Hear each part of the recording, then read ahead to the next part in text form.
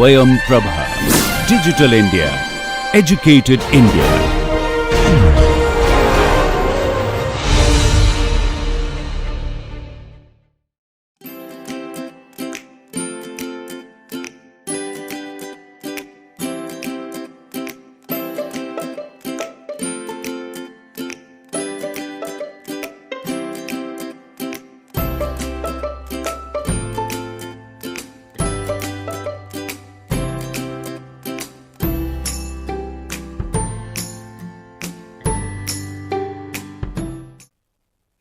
So, last class I was discussing about the two-way eccentricity. So, there are 4 cases. So, I have discussed 2 of them, the case 1 and case 2. Now, this class I will discuss other 2 cases, and then I will discuss few problems related to eccentric loading. So, now this is my case 1, when EL by L is greater than equal to 1 by 6 and EB by B is greater than equal to 1 by 6, and this is the case 2, when EL by L is less than 0.5 and EB by B is within 1 by 6 to 0. So, now the third case, this is case 3, when EL by L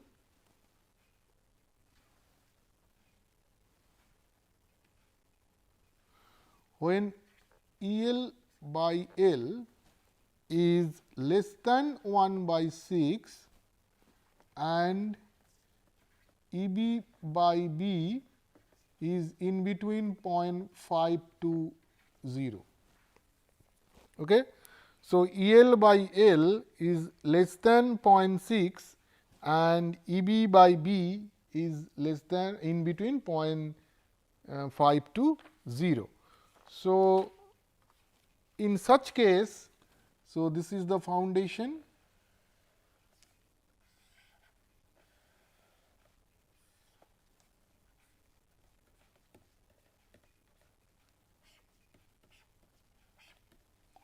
Okay. So, this is the width of the foundation and this is the length of the foundation footing, and in such case the effective area is like this. Okay. So, this here loading is acting here, say this is my EL and this one is EB and Q is acting here, and this shaded area is the effective area. Okay. So, in this case, this is say B 2 and this one is B 1. Okay. And now, I can say again the area, effective area is half of B 1 plus B 2 into L. Okay. And the effective length L dash is equal to L, because your this is the L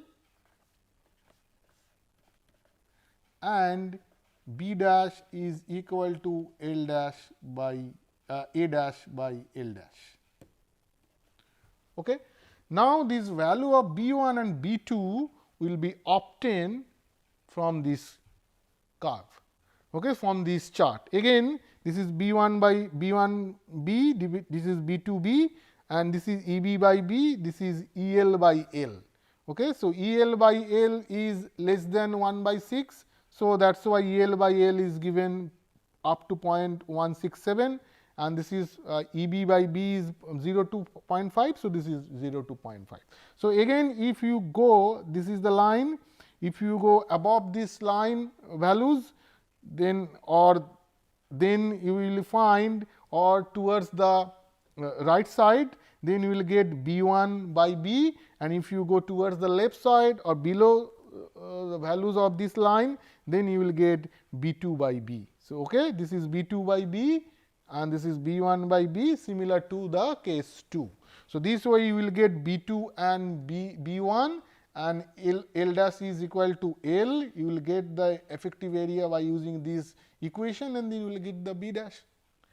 So, now these L dash and these procedure will tell that how we can determine the effective area and A dash and B dash, or effective width or effective length. Now, this effective width or length or the effective area we have to use in our bearing capacity equation to determine the bearing capacity of the foundation, that I will discuss in a example problem. Now, we have the last case. So, that is the case 4. So, in the case 4, both the eccentricity is less than 1 by 6, EL by L is less than 1 by 6, and EB by B, that is also less than 1 by 6. Okay? So, this is 1 by 6 means 0.167. So, that is why this is drawn up to here 0.16, here also it is 0.16. Okay? So, now in such case, the loading area, effective area of the foundation can be obtained as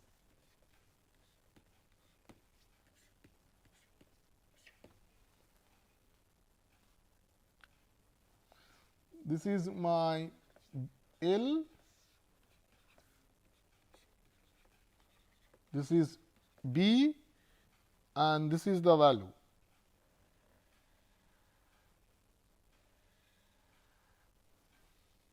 Okay? Or this is the area, or this is L2 and this is B2.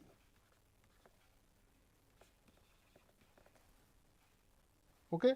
And load is acting here, this is EL and this is EB, Q is acting here, this shaded line is the effective area. Okay. So, now how we will calculate the area of the or the effective area? Then the effective area A dash is equal to, because we can now divide it one rectangle and one trapezoidal. So, one rectangle whose length is B and width is L2. So, suppose now if I divide it into one rectangle and one triangle or one trapezoidal. So, this is the rectangle and this is the trapezoidal. Okay. Now, for the rectangle, the area is B into L2 for the rectangle, and for the trapezoidal the area is half B plus, because this is B plus B2 into this length will be L minus L2. Okay. So, this way I can calculate the effective area, and then we know the A, L and B, then we have to determine the L2 and B2. So, how I will get the L2 and B2? So, this is the chart. So, you can see this is the value of EB by B, x axis is EB by B and these values are EL by L, and this y axis is B2 by B and L2 by L. Now, if I use the upward curve, that means these curves, the upward curves. Okay. So, then if I use these curves, then I will get B2 by B. Okay. So, if I use this curve, then I will get B2 by B.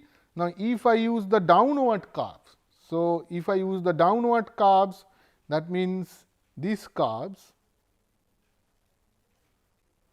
these downward values, okay, these charts or these curves, then I will get L2 by L.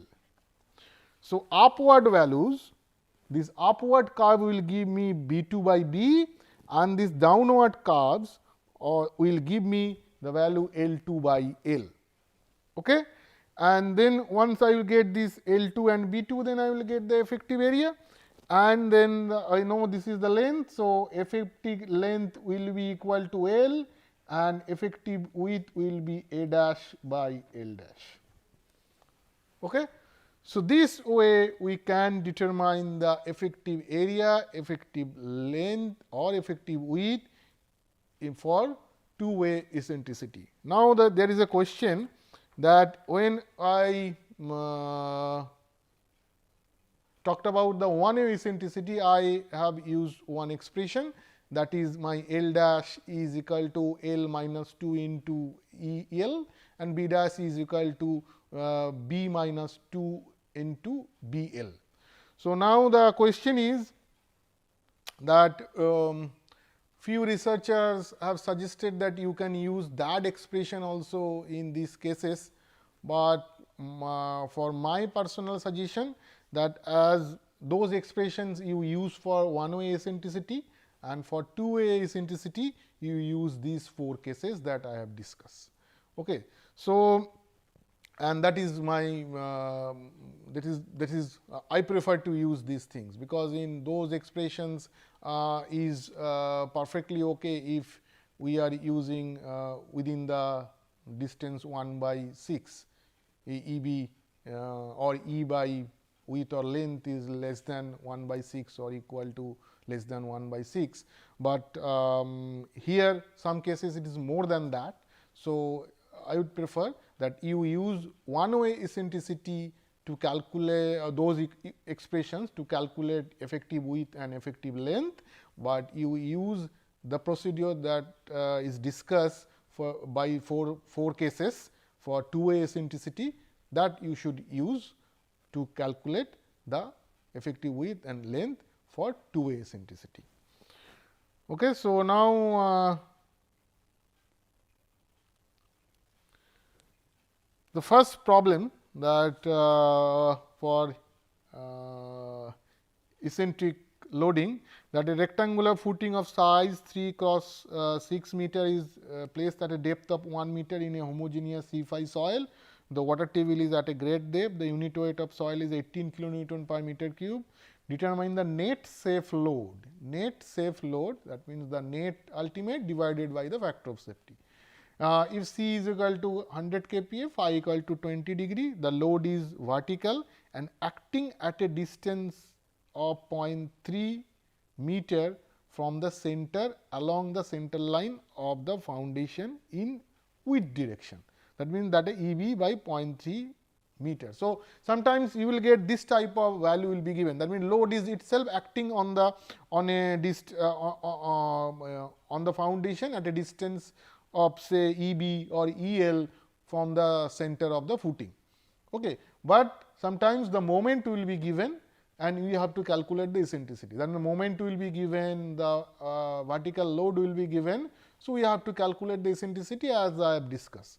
So, in two ways you can do, either the eccentricity value E A, E B or E L will be directly given, or the mx or my will be given and the q value or the vertical load will be given. So, we have to calculate the EL or EB based on the value mx and my.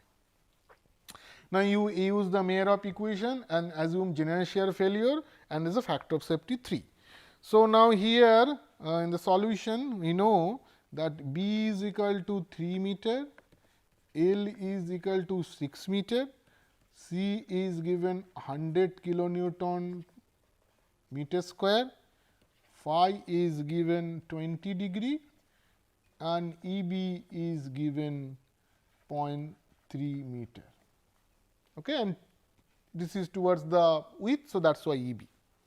So, now the Q net ultimate, I know the C N C, SC, DC, IC plus gamma DF, NQ, SQ, DQ, IQ plus half B dash, because here it is eccentric loading. So, and if you remember that I have discussed that if I use the Meyer-Hoff bearing capacity equation, then all the factors, those shape factors and dash factors, we have to use B dash and L dash, and for the third term of the bearing capacity equation you have to use B dash. So, that I am doing. So, B dash gamma n gamma S gamma d gamma I gamma. So, and that is the net. So, gamma df. Now, as the load is not inclined, so this IQ, IC, I gamma all will be equal to 1. So, that is why IC equal to IQ equal to I gamma is equal to 1. And but there is no data is available to check or to incorporate the compressibility effect. So, that is why the compressibility effect is not considered. So, as the data is not available, so you can consider the compressibility factors are also equal to 1. Okay. So, now you can see that for phi equal to 0, as it is a general shear failure is considered and no compressibility data are available. So, we are consider that all those factors are 1, and we consider the NC value is 14.8 and NQ value is 6.4 and N gamma value is 2.9 as for the Meyerhof bearing capacity factors. Now, as per the Meyerhof, this SC is 1 plus 0.2 tan square 45 degree plus phi by 2 into, now here instead of B I will use B dash divided by L dash. Okay. So, now what is B dash here? So, this is one way eccentricity as I mentioned. So, I will use the expression that I have given, that is B minus 2 EB. So, B is 3 meter, 2 into 0.3. So, this will be 2.4 meter, but there is no eccentricity along the length direction. So, L dash will be equal to L will be equal to 6 meter. So, now the B dash is 2.4 meter and in the L dash or is equal to 6 meter. So, that value if I put here 1 plus 0.2 tan square 45 degree plus 20 degree divided by 2 into 2.4 divided by 6. So, this is equal to 1.16. Now, similarly, the SQ and S gamma value, those are equal to 1 plus 0.1 tan square 45 degree plus phi by 2 into B dash by L dash. So, if I put those values, I will get the factor is 1.082. Okay. Similarly, I will get the DC, which is 1 plus 0.2 df by B dash, okay, tan 45 degree plus phi by 2. So, now if I put 1 plus 0.2 df is 1 meter, because the foundation is 1 meter below the ground surface, and then B dash is 2.4, then tan 45 degree plus 20 degree divided by 2. So, that is coming out to be 1.12. So, similarly, I can write dq and d gamma, which is 1 plus 0.1 df by B dash into tan 45 degree plus phi by 2. Okay. So, this value will give if I put this value, I will get the correction factor 1.06. Again, I mentioned here water table is not considered. So, if the water table is here, then you have to consider the water table as per the procedure or water table effect as per the procedure that I have discussed in my previous lectures.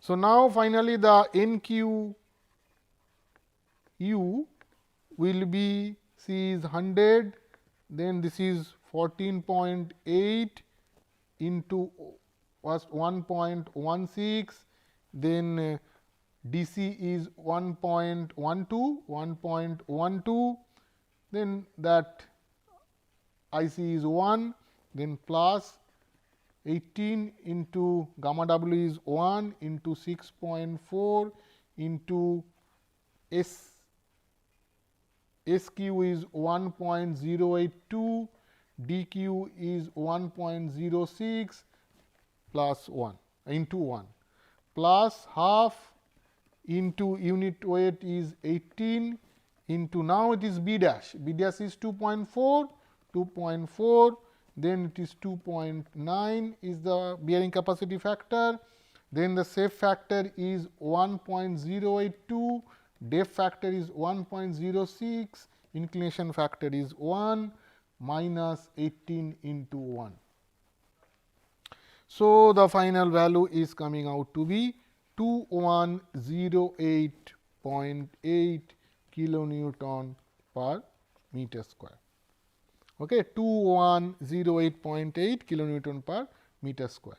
So, now I can write that Q net safe will be equal to, because we have a factor of safety of 3. So, I can write that 2108.8 divided by 3. So, that will give me the value 703 kilonewton per meter square.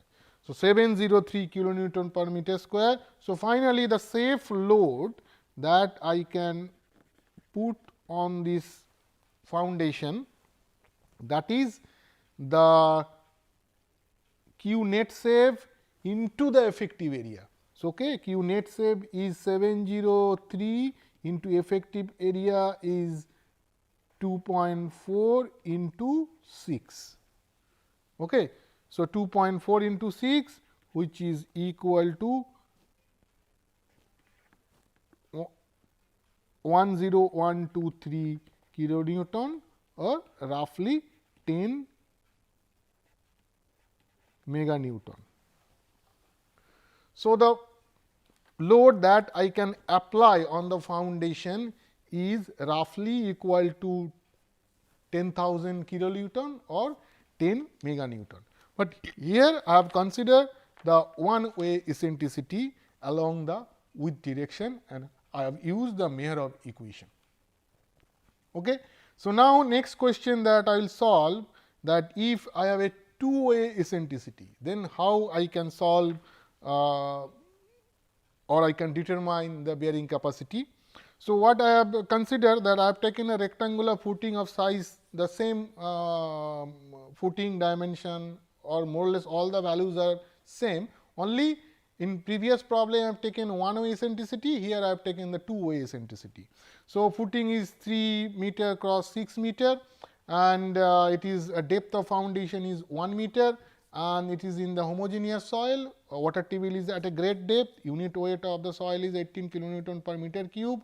To determine the net safe load when the C is 100 kPa and phi is equal to 20 degree, the load is vertical, but EL is equal to 1.2 meter and EB is 0.3 meter. So, now there is two way eccentricity, two eccentricity or E values are given. One is 1.2 meter towards the length direction, and another is 0.3 meter towards the width direction. Use the Mehrov equation and assume general shear failure and a factor of safety of 3. Okay. So, now I will go to that case. So, that example, the similar type of problem, that my L equal to 6 meter, B equal to 3 meter, and EL is equal to 1.2 meter, and EB is equal to 0.3 meter. Okay. So, now EL by L is what? EL by L is 1.2 divided by 6, which is equal to 0.2 and which is less than 0.5. Okay. Remember that theoretically, as I mentioned, the maximum value of EL by L or EB by B can be 0.5. But it is very rare in the field that EB by B or EL by B is used greater than 0.2. So, maximum it can be taken or used in the field as 0.2. So, that means the eccentricity maximum used in the field is 20% of the length or width from the center. That means 0.2 times of length or width.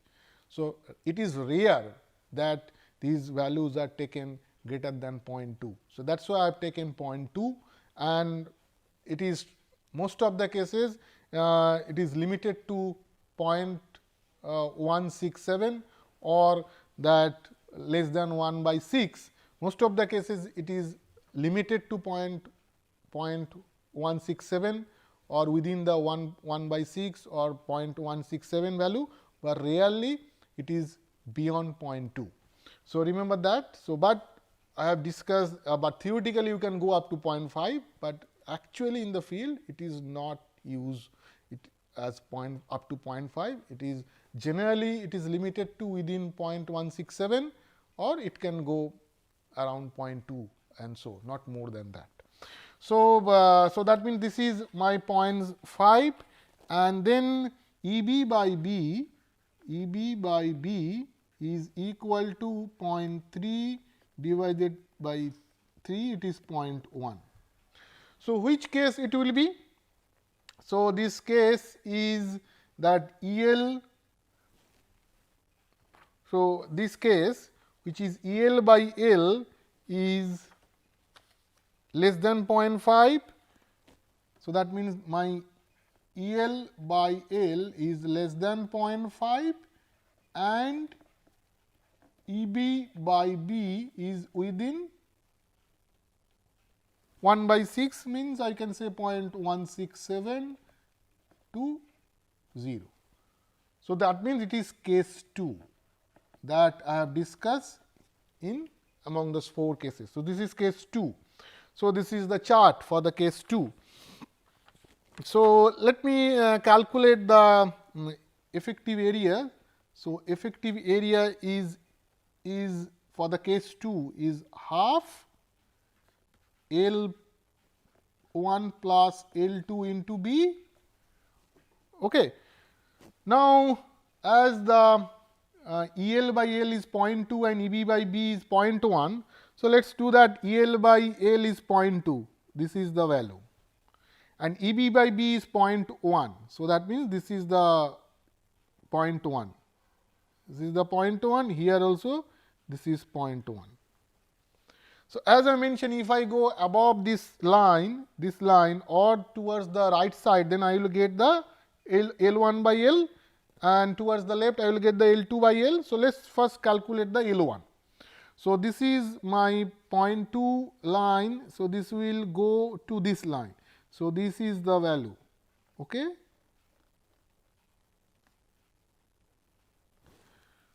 So, as I mentioned, this is 0.9 and this is, so this will be 0.88. So, from the chart I will get that L1 by L, because this will give you the L1 by L, that is equal to 0.88, and for the L2 by L, so this is 0.1. So, this direction L2 by L, so this is the value which is 0.22. So, from the figure this L2 by L is 0.22 corresponding to EL by L is equal to 0.2 and EB by B is equal to 0.1. So, I will get the L1 and L2. So, my L1 value will be equal to 0.88 into 6, L is equal to 6. So, 0.88 into 6, this is 5.28 meter, and L2 value is equal to 0.22 into 6. So, this will be 1.32 meter. So, as I mentioned, the longer of this L1 and L2 will be the L dash. So, the L dash value is equal to 5.28. Okay. So, L dash equal to 5.28. Now, what is the A dash value?